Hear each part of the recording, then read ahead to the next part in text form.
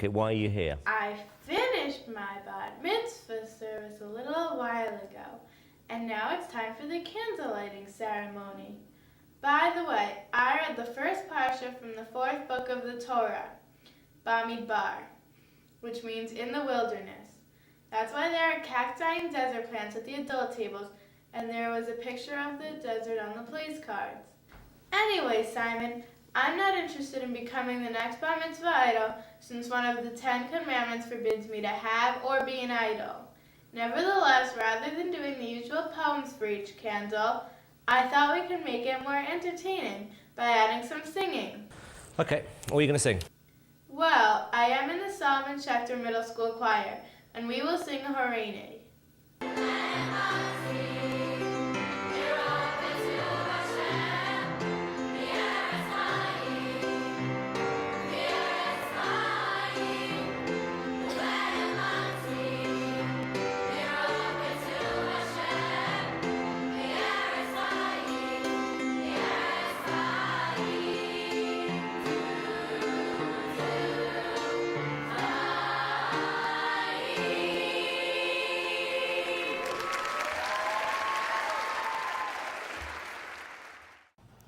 Okay, very good. You got a great voice. I say yes. What else do you love to do? I love helping my dad make photo montages. And since you liked watching the choir, I thought you might want to watch one that I helped my dad make.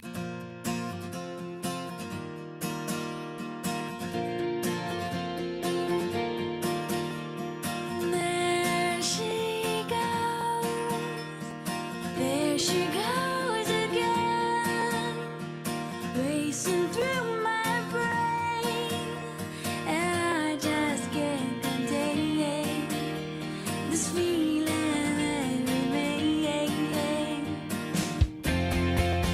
I really enjoy getting together with my grandma, who incidentally celebrated her 90th birthday 2 months ago.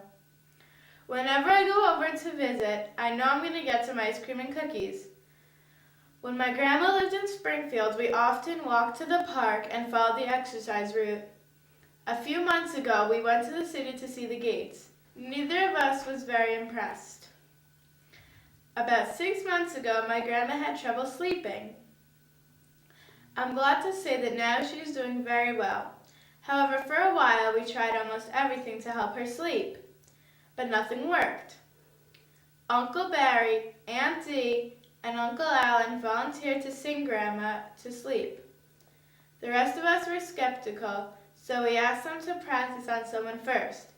It just so happened that my cousin Sid was also having trouble sleeping, and he agreed to be their guinea pig. In hindsight, we should have asked Grandma's singing group Shiruna. When you're feeling blue, dream, that's the thing to do. Things never are as bad as they seem, so dream, dream, dream.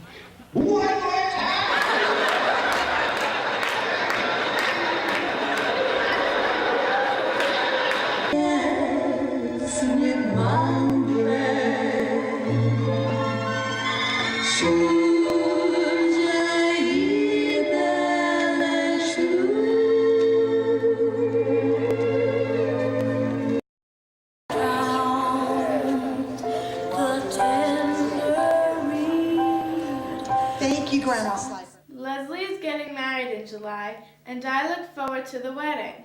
My mom was talking to Aunt Margie and Uncle Barry about it. The good news is that they have so many friends and relatives from all over the country. The bad news is that they can't invite everyone to the wedding because the social hall can't fit everyone. They sent us some behind-the-scenes footage of Uncle Barry, Aunt Margie, and Leslie as they struggle to manage the guest list. Therefore, we are not getting up from this table until we cut this list down to the bare minimum. All right, let's start eliminating. Okay. Jim, Pepper, and wife. Oh, great. Start with one of my guys. Fine. We'll start with one of mine. All right, what about Harry Kirby? We haven't seen him in ages. I don't know. Didn't Harry Kirby die last year? Yes, good.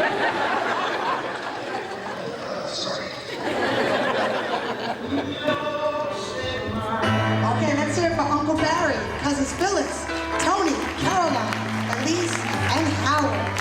Please go back to number 3. I'm in a New York state of mind.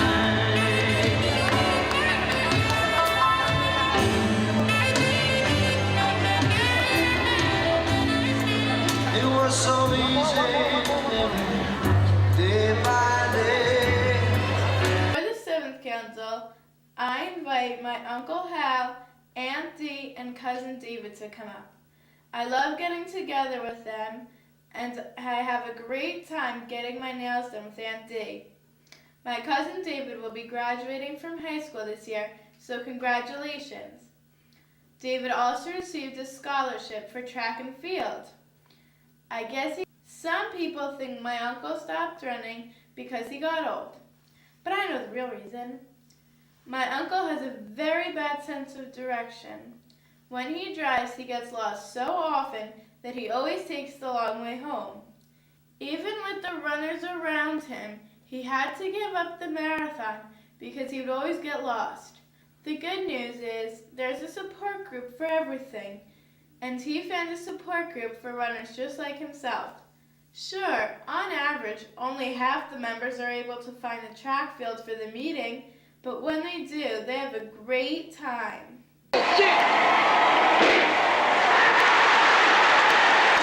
that was fun, wasn't it?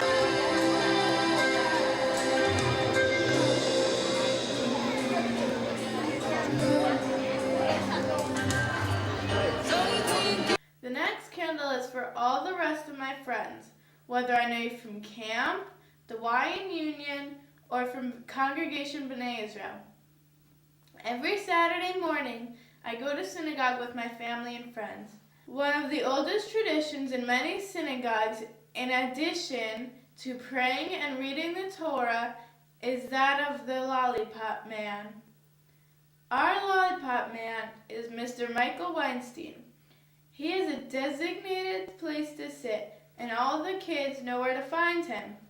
Many people think that becoming the Lollipop Man is easy, that all you have to do is bring in lollipops, but that's not true. You need to belong to the Lollipop Guild.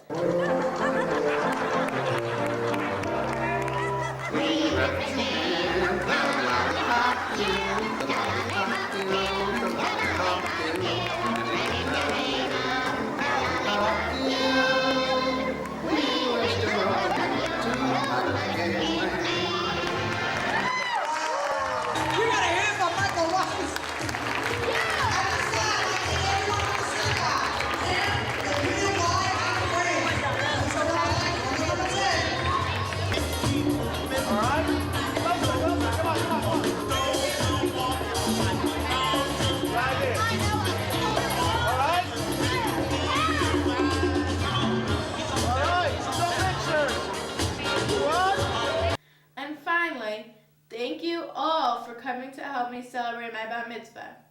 I especially appreciate everyone who made the effort to come from far away.